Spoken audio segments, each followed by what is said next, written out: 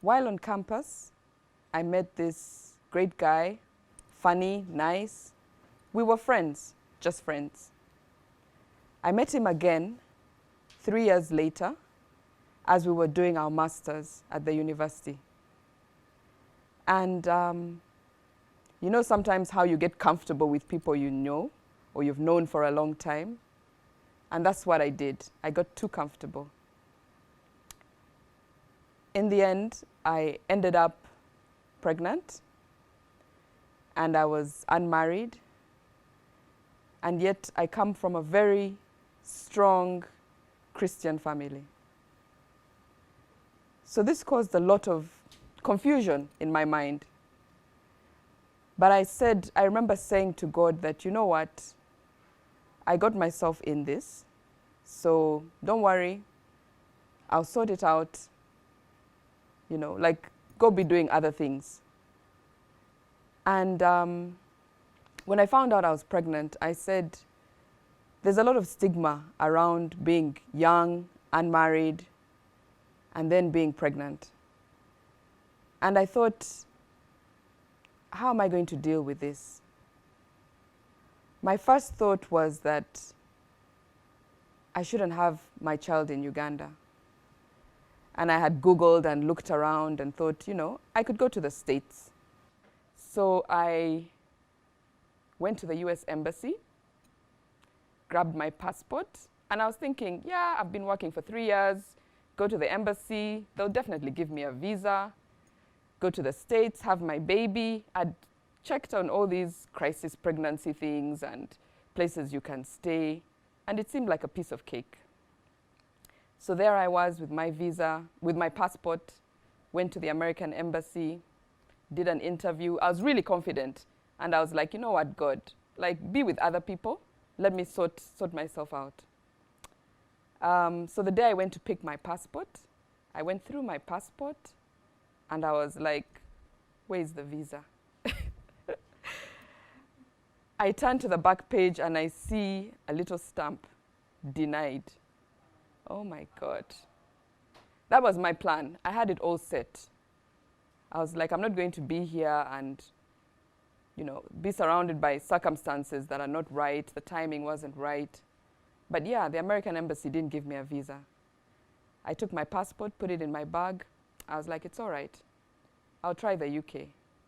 That evening as I was driving home, my handbag was stolen with my passport and with a lot of money that I'd put aside to like pay for my ticket. I went to God and I said, you know what? What are you trying to do? I said, I'm trying to do it my way. Let's try and do it your way. I spent a couple of days in prayer, and I told God, tell me what you want me to do, because the time isn't right, the circumstance isn't right, like I'm just not ready, but tell me what you want me to do. And so I went for Mass one evening, St. Augustine, and for those of you who have gone to the Catholic Church, you know that if they're about to read the Gospel, there's the first reading, second reading, and then the Gospel.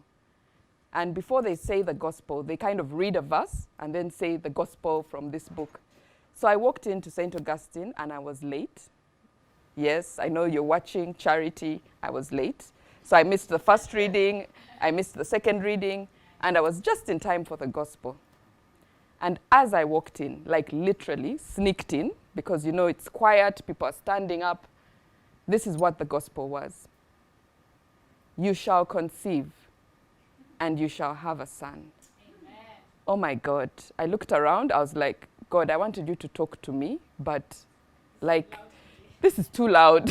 Like, are we clear?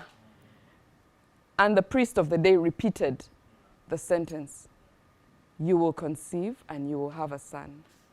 That was it for me. I knew right there and then, I'm going to have my baby. It's going to be a boy. I actually had the child and called my son Gabriel. So that's my story. But for me, the turning point was being able to listen to what God had told me and deciding to just trust and go with that. And there are lots of stories. Everybody has a story. Even you who's listening. You have something that happened in your life that defines you, that could have defined you, that could have made you who you are, that could have ruined you. Everybody has a story. I follow lots of other people. I follow Trevor Noah, and I love his story. Born a Crime. If you haven't read the book, please go buy the book.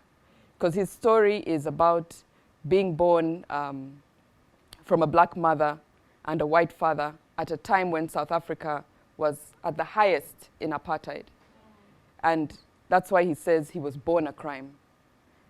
Meghan Markle, if you follow her story, she was a divorcee before she married the prince.